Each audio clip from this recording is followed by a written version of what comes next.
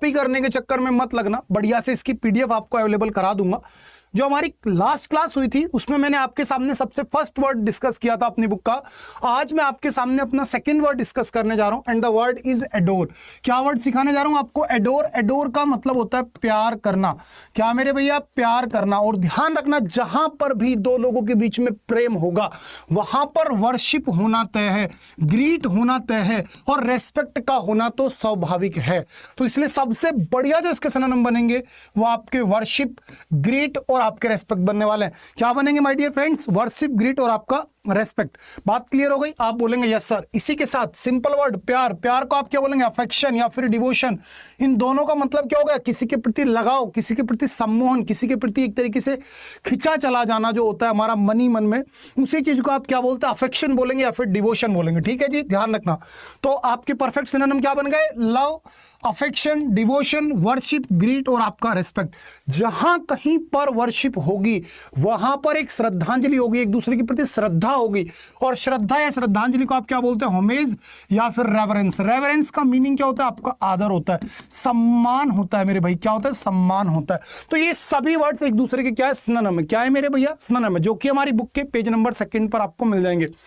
चलो अब भाई आप आसानी से इसके सिनोनिम को याद कर पाए। क्या वर्ड है? बोलो एक बार मेरे साथ। Love, affection, devotion, worship, homage और रेवरेंस, ग्रीट और रेस्पेक्ट। इसी के साथ मैं आगे बढ़ता हूं इसके एंटोनिम की तरफ। सबसे first word is hate. Hate के साथ आपका होगा स्कॉर्न। स्कॉर्न का मतलब होता है घिन आना। क्या प्यारे भैया? घिन आना। किसी चीज से अगर आपको मतलब अंदर से नफरत हो गई है ना तो उसको आप स्कॉर्न बोलेंगे। क्या बोलेंगे दोस्त? उसी को आप स्कॉर्न बोलेंगे, यानी कि छी। आप बोलेंगे अरे छी छी हटाओ, क्या है यार गंदगी। तो स्कॉर्न यानी कि घिन आना। और घिन आना यानी कि हेटर्ड, डिस्गस्ट। डिस्गस्ट का मतलब भी क्या है? नफरत। एवर्शन। एवर्शन का मतलब होता है ईर्ष्या। क्या दोस्त मेरे? ईर्ष्या, जो हम एक दूसरे को देख के कई बार जलते हैं ना मनी मन में कि यार इसने तो ये कर लिया, इसका तो एग्जाम पास होने वाला है। तो ध्यान रखना बेटा, वही क्या? एवर्शन है। इसी के साथ लोथ। लोथ यानी कि घृणा करना। क्या मेरे भैया? घृणा करना। याद रखना क्या होगा? घृणा करना। डिटैच्ड, जो अलग थलग है, जिसको आपने सबसे अलग कर दिया, यानी अटैच नहीं किया आपने, उसे डिटैच कर दिया। क्यों? क्योंकि आप उससे नफरत करते हैं, आप उससे घृणा करते हैं। इसी के साथ डेस्पाइस। डेस्पाइस निंदा करना। क्रिटिसाइज आलोचना करना। डिसलाइक सिंपल वर्ड है। डिबोस सबसे प्यारा वर्ड आपको मिला आज, डिबोस। डिबोस का मतलब जब किसी की आप अवहेलना करें, आप किसी का आज्ञा मानने से बिल्कुल साफ इंकार कर दें, आप अपने बॉस की ऑर्डर्स ना माने और आप अपने बॉस को क्या करने लगा? D boss. तो समझ लो बेटा आपने उसको एक तरीके से तिरस्कार कर दिया उसका। और डिसरेस्पेक्ट हो गया। और डिनाउंस। डिनाउंस यानी कि एक तो होता है बेटा पद त्यागना, तो उसे डिनाउंस एक तरीके से आप बोलेंगे। तो ये सभी वर्ड्स एक दूसरे के सिनोनिम है और ये सभी वर्ड्स आपके इनके एंटोनिम। इसे बोलते हैं बेटा ट्री मेथड। इसे क्या बोलते हैं मेरे भैया? Tree method. आप इन सभी वर्ड्स का आज याद करेंगे। हर दिन केवल एक वर्ड आपको मैं क्लियर करता हूं। आई रिपीट, जल्दी से याद करो। एडोर। एडोर यानी कि प्यार करना। देखो आज से एक सिंपल सा फंडा अपना लो। अगर आपको किसी को बोलना आई लव यू, तो बेटा आई लव यू ना बोल के आप बोलिए आई एडोर यू। क्या बोलेंगे आप? I adore you. I adore you यानी कि प्यार करना। प्यार है तो बेटा अफेक्शन होगा, डिवोशन होगा। वर्शिप है तो बेटा होमेज जरूर होगी, श्रद्धा होगी।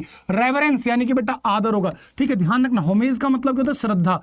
क्या होता है मेरे भैया? श्रद्धा होता है। या फिर कई बार इसको हम नेगेटिव सेंस में लेकर के, नेगेटिव नहीं दूसरे सेंस में लेकर के जाएं तो श्रद्धांजलि भी हम इसको बोल देते हैं। जिसके लिए एक वर्ड आपको हो रहा था ट्राइब्यूट। क्या होता है मेरे भाई? ट्राइब्यूट। ट्राइब्यूट का मतलब होता है श्रद्धांजलि। ट्राइब्यूट यानी कि जब आप किसी को श्रद्धांजलि देते हो, ट्राइब्यूट हो गया। ठीक है, ग्रीट हो गया, रेस्पेक्ट हो गया। ये सारे वर्ड्स क्लियर। इधर आप आए हेट। हेट से क्या बना? हेटर्ड, स्कॉर्न, घिन्नाना। और घिन्नाने पर जो आप बोलते हैं छी छी, अलग हटो, छी छी, क्या यार। तो प्यारे बच्चे जो छींची होता है उसको आप बोलते हैं फाई फाई। क्या मेरे भैया? फाई फाई। क्या बोलेंगे? Phi phi. हेटर्ड हो गया, डिस्गस्ट हो गया, एवर्शन। ठीक है ना। नो वाइस लाइक एवरेसाइज, यानी कि ईर्ष्या से बुरा कोई अवगुण हो ही नहीं सकता इंसान के अंदर।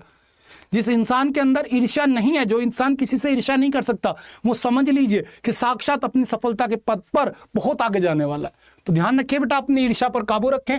लोथ घृणा करना, डिटैच आपने अलग कर दिया, डेस्पाइस निंदा करना, क्रिटिसाइज निंदा करना, डिसलाइक जानते हैं, डिबोस किसी की आज्ञा को ना मानना, डिसरेस्पेक्ट और डिनाउंस। आई होप सभी वर्ड्स आपको क्लियर हो गए। बताइए सभी वर्ड्स क्लियर हो गए? अगर क्लियर हो गए तो जल्दी से कमेंट में छापो यस। चलिए बहुत बढ़िया भैया। अब वन वर्ड्स पर आता हूं। पेज नंबर 86 का जो फर्स्ट रूट था वो मैंने आपके सामने क्लियर कर दिया था बढ़िया से, और आज मैं आपके सामने सेकंड रूट वर्ड पर आता हूं, दैट इज मीसो, और इसका पेज नंबर होगा आपका 89। क्या होगा पेज नंबर मेरे भैया? 89। कौन सी बुक का बेटा? अल्टीमेट इंग्लिश वोकैबुलरी, जो छोटी वाली बुक है, इसका पेज नंबर 89 पर मैं आ गया हूं। चलो तो मीसो किसको दिखाता है बेटा? हेट को दिखाता है, नफरत को दिखाता है। अगर आपको किसी चीज से नफरत है, हेट है, तो उसके लिए रूट वर्ड क्या बना? मीसो बना। जैसे कि सबसे फर्स्ट वर्ड मीसोलॉजिस्ट, बेटा लॉजिक किसको दिखाता है? ज्ञान को दिखाता है। मीसो किसको दिखाता है? नफरत को दिखाता है। और लॉजिस्ट, और ध्यान रखना अगर किसी भी वर्ड के लास्ट में आईएसटी आ गया तो ये डूअर के लिए आ गया, यानी कि करने वाले व्यक्ति के लिए आ गया। ठीक है, जब भी कभी आपको ऐसे व्यक्ति की बात करनी हो जो कि नफरत करता हो या कोई काम करता हो, तो उसके लिए लास्ट में आपके वर्ड में लगेगा आईएसटी, यानी कि एक तरीके का सफिक्स है आपका। तो जैसे कि मीसोलॉजिस्ट वन हु हेट्स नॉलेज, जो ज्ञान से नफरत करे। किससे भैया? ज्ञान से, यानी वो पढ़ना ही नहीं चाहता, वो पूरा जीवन इलिटरेट रहना चाहता है। नेक्स्ट मीसोगैमिस्ट, प्यारे भैया गैमी रूट को ध्यान रखो। गैमी दिखाता है बेटा मैरिज को, शादी को दिखाता है। तो एक ऐसा व्यक्ति जो कि शादी से नफरत करे उसे बोलता है मीसोगैमिस्ट, वन हु हेट्स मैरिज, जो शादी करने से नफरत करे। मीसोगाइन, प्यारे बच्चे GYN, गाइन, गाइन रूट हमेशा आता है वीमेन के लिए। किसके लिए मेरे भैया? वुमेन के लिए। तो मीसोगाइनिस्ट, जो महिलाओं से नफरत करे, महिलाओं के नाम से नफरत करे, महिलाओं के कभी पास ना जाए, यानी जो भी कुछ है आप समझ सकते हो। तो मीसोगाइनिस्ट महिलाओं से नफरत करने वाला, मीसोगैमिस्ट शादी से नफरत करने वाला, और मीसोलॉजिस्ट जो बेटा ज्ञान से नफरत करे। इसी प्रकार से मीसोथीज्म, बेटा थियो रूट आपका हमेशा आता है गॉड के लिए। किसके लिए बेटा? गॉड के लिए या फिर रिलीजन के लिए, धर्म से जुड़ा हुआ वर्ड है।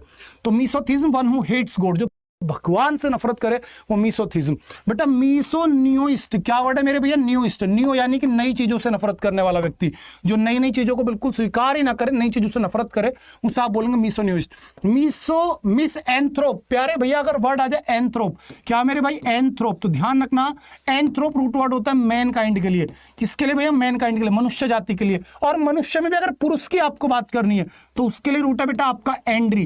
क्या वर्ड है प्यारे बच्चे? एंड्री। एंड्री रूट आता है मेल के लिए और एंथ्रोप आता है मैनकाइंड के लिए। ध्यान रहेगा। आपने कहा मिस एंथ्रोप, यानी कि जो मनुष्य जाति से नफरत करे, यानी उसे मनुष्य से ही एलर्जी है। वो बोले भगवान ने अगर सबसे गंदी चीज कुछ बनाई वो इंसान बना दिया, तो ऐसे व्यक्ति को आप क्या बोलेंगे दोस्त? मिस एंथ्रोप बोलेंगे। ठीक है, इस रूट में ज्यादा वर्ड नहीं क्लियर किए थे, थोड़े से और वर्ड देख लो। थर्ड रूट में डिस्कस कर रहा हूं जो कि स्टडी को दिखाता है, और स्टडी को रूट वर्ड आपका दिखाता है बेटा लॉजी। कौन दिखाता है मेरे भाई? लॉजी दिखाता है। कौन दिखाता है दोस्त? लॉजी।